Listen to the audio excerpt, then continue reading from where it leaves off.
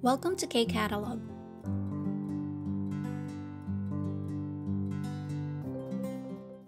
Level 4 Unit 4 Textbook, page 54 po tayo for listening. Check natin yung number 1. 여러분은 한국에서 장례식장에 가본 적이 있습니까? Have you been to a funeral in Korea? So, nakapunta ka na ba dito sa lamay sa Korea? 다음의 문자 메시지는 무슨 소식을 전하는 것인지 이야기해보세요. So, pag-usapan daw natin kung ano yung message na nire-relay or sinasabi dun sa na-receive na text message. So, ito, no? Yung bugo, ibig sabihin po niyan is obituary. So, kapag merong information ng namatayan, yan, no? Marireceive mo yung ganyang message dito sa Korea. So, this one, sabi, 박진호 씨의 부친 박영석님께서 별세하셨습니다. So, sabi, yung father daw ni Mr. Park Jin-ho. So, buchin means aboji, no? Honorific form ng aboji. Then, ano yung pangalan ng father niya? Park Young-sok. Yan. Tapos, yung 별세하셨습니다, honorific form ng 죽다. Okay? So, pag namatay, no? So, passed away. Yan. Tapos dito, sangjo. So, yung mga chief mourner, no? Or yung mga mag-host dun sa funeral. Usually, ito yung mga anak. Yan. So, si Park Jin-ho, nandyan siya. And then, yung mga kapatid or kamag-anak. And then, binso. So, ito yung funeral hall, no? Saan gaganapin yung lamay. So, sabi dito, 한국병원 장례식장 10호. So, yung room number 10 dun sa funeral hall ng Korean hospital. So, usually naman sa mga malalaking hospital, meron silang yung funeral hall na mismo dun sa baba ng hospital nila. Okay, so next one, barin. Barin is yung pinakalibing. Okay? So, funeral in English, sa atin sa Pilipinas, yung libing na mismo. So, kailan? Okay, so kapag halimbawa namatayan, ito yung sinesend, and then ito na yung mga sinasabi ng mga naka-receive ng news, no? So, 삼가 고인의 명복을 빕니다. So, 빕니다 means to wish or to pray for. Yan. And then, samga, sincerely or respectfully. Yan. So, sincerely, respectfully. And then, 고인. Ibig sabihin po niyang 고인 is yung namatay mismo, no? So, yung deceased. 명복. 명복 is eternal peace or yung blessing after life. Okay? Or simply saying yung 삼가 고인의 명복을 빕니다. So, it's like saying we pray for the repose of the deceased's soul. Okay? So, usually ganun yung mga sinasabi natin, 'di ba? Kapag naka-receive tayo ng news na may namatay. And then another type is kadito. 좋은 곳에서 편히 쉬시길 바랍니다. So, 빕니다, 바랍니다, similar po, no? Wish or pray for. Okay? Tapos, 좋은 곳. Ibig sabihin, good or better place. Yan. Tapos, yung 편히 쉬시길. So, 쉬다, from the word 쉬다, no, to rest. Then, 편히, in peace. Okay? Or peacefully. So, usually, ito yung sinasabi nating rest in peace. Ayan. Condolences, yun po yun, no? Yung mga ganong klase ng messages.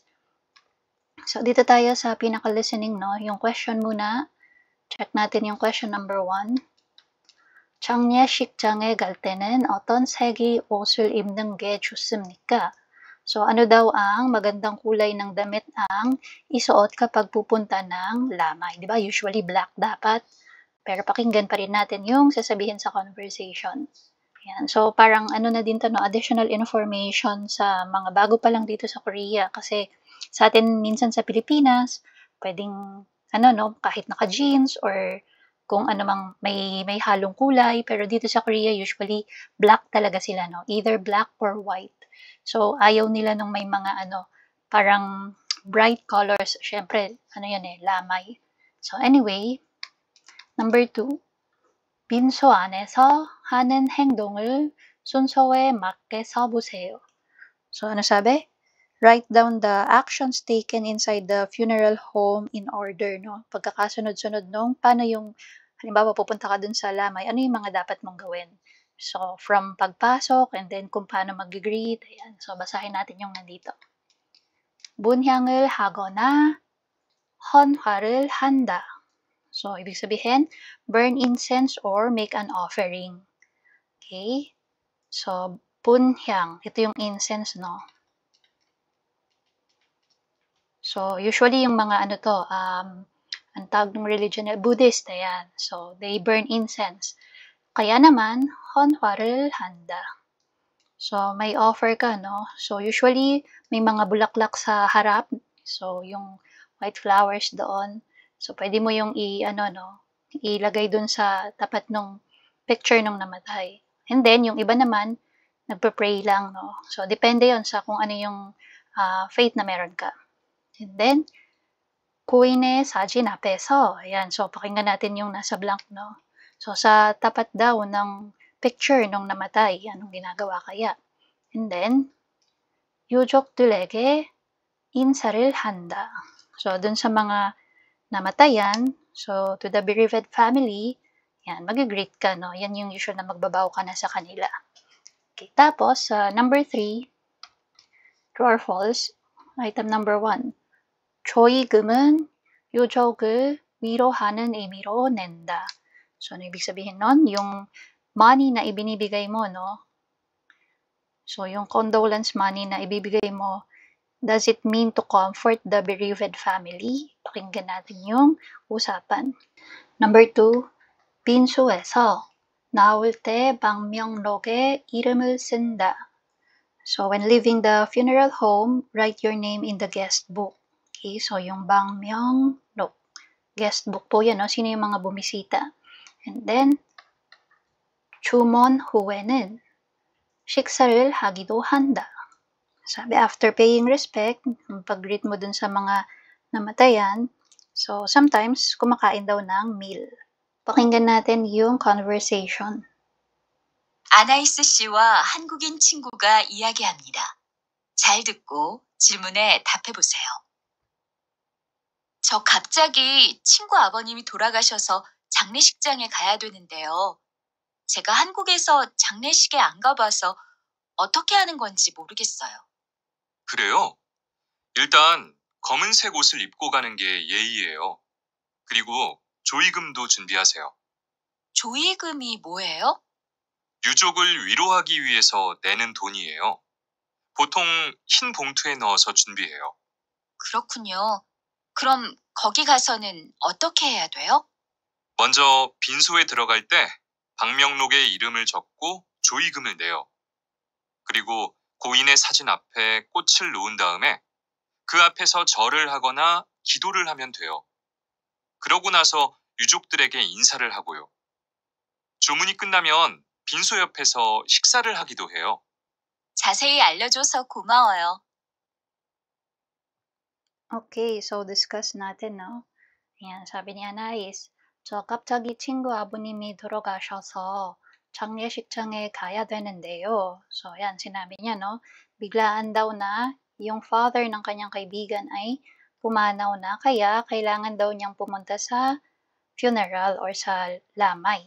제가 한국에서 장례식에 안 가봐서 어떻게 하는 건지 모르겠어요.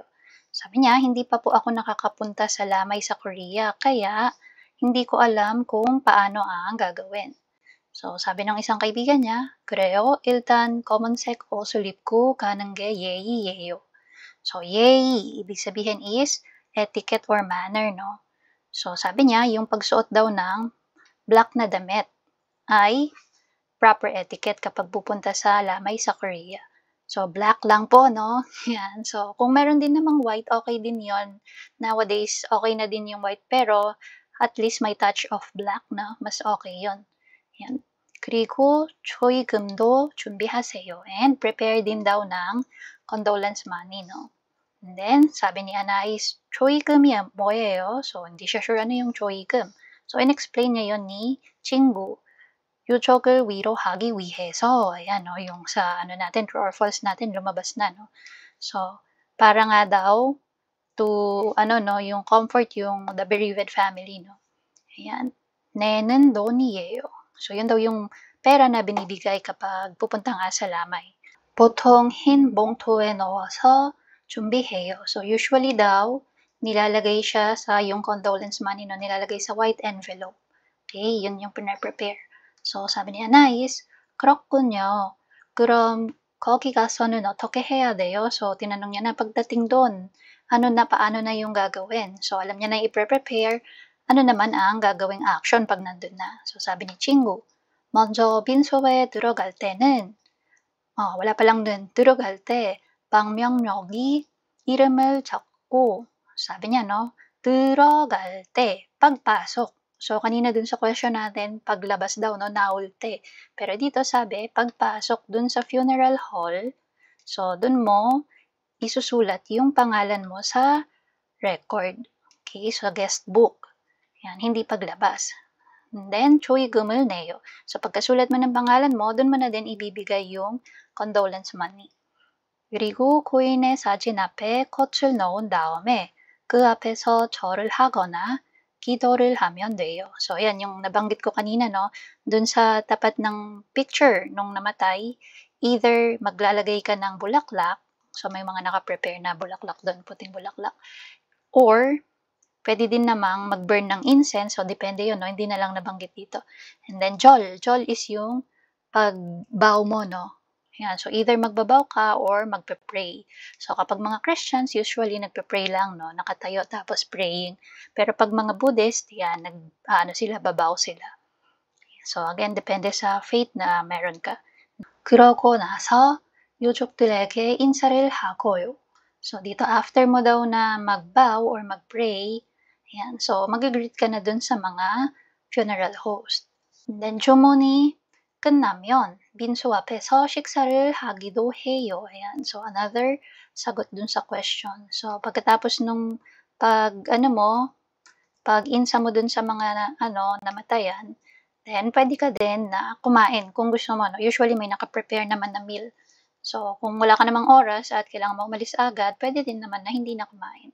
Kung sa atin sa Pilipinas, usually may pakape tayo, may pa-biscuit, no? So, sila dito, full meal meron.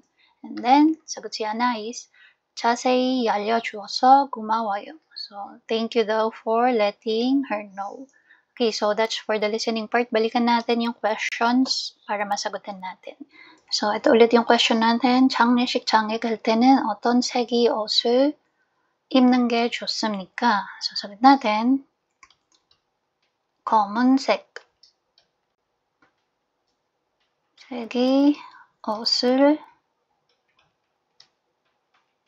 입는 게, tapos pwedeng 좋습니다 or 예의입니다. Katulad ng sinabi dun sa napakinggan natin, no? So, follow na lang natin yung format nung sa question. So, 좋습니다. And then, yan, sali natin tong 장례식장에 갈 때는. So, for item number 2, complete natin tong blank dito.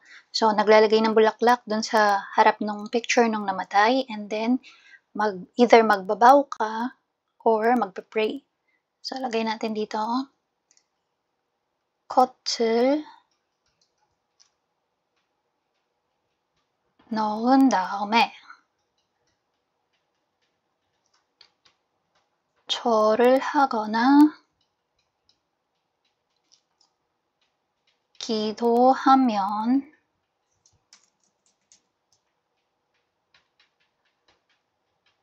된다. Okay, or 기도한다. So, kahit wala na tong 면 된다, pwede mong palitan 기도한다. Ayan. So, I hope na gets nyo yung color code natin, no? So, pwedeng 꽃을 넣은 다음에 절을 하거나 기도한다. Or, 꽃을 넣은 다음에 절을 하거나 기도하면 된다. Okay, kahit alin dyan, okay lang. Tapos, dito tayo sa true or false. So, yung number 1, 조의금은 유족을 위로하는 의미로 낸다. So, this one is correct, no? Nabasa natin sa script. And then, 빈소에서 나올 때 방명록에 이름을 쓴다. So, this one is wrong. Nagpamali is yung naol te. So, hindi dapat paglabas, no? Pagpasok pa lang. 들어갈 때. So this one is wrong. tapos 저문 후에는 식사를 하기도 한다. This one is also correct. Pwedeng kumain after mag-greet dun sa namatayan. So here sa 단어장 멸세하다, again, ibig sabihin yan is pumanaw, no? To pass away. Passed away or pass away. Yan. And then itong samga, so usually ang translation na ibibigay sa'yo is to refrain from. Okay, so to refrain or to be discreet or careful about. Okay, to be respectful or to act with caution. So balikan natin yung nasa taas, no? Sabi dito, samga. Yan. So to be sincerely or respectfully. Yan. Humbly. Yan, dami na, no? So, lagyan natin dito. Respectfully. Ibig sabihin, mag-ingat, no? Diba, pag pupunta sa mga funeral, parang be careful with what we say, with what we do. Yan. So, sincerely or humbly. Okay, so depending on the situation, no? Okay, so next. So, usually, to refrain din pwede, no? Myeongbok을 빌다. So, again, ito yung when you are saying rest in peace. Yan. Now, for bottom pronunciation, yung ay natin, no, na nasa gitna. So, usually kapag yung ay nasa unahan, yung pronunciation niya talaga dapat is ay sa, ay ja. Pero pag nasa gitna siya, pwedeng i na lang yung banggit sa kanya, no. So, pwedeng ay, pwedeng i. Katulad niya, no, choigum. So, choigum or choigum. Same with 축의금. So, 축의금 or 축의금. 예의, yan. So, 예의 or 예의. Pero usually, ito yung mas madalas na maririnig mo, no? 예의. 예의가 아니에요. Okay, so this one. 장례식장에 갈 때는 조의금을 준비하세요. So, kapag pupunta sa funeral, mag-prepare daw ng 조의금. 친구 결혼식장에서 축의금을 냈어요. So, sa pagpunta daw niya sa wedding ng kanyang friend, nagbigay siya ng 축의금. 장례식장에서는 예의를 지켜야 돼요. Okay, so watch for your etiquette or manners kapag pupunta sa funeral. 예의. Okay, so that's for the listening part ng ating Level 4 Unit 4. And that's it. If you find this video helpful, please hit the like, share, and subscribe button. So I still hope to see you in the upcoming videos, and again, thanks for watching.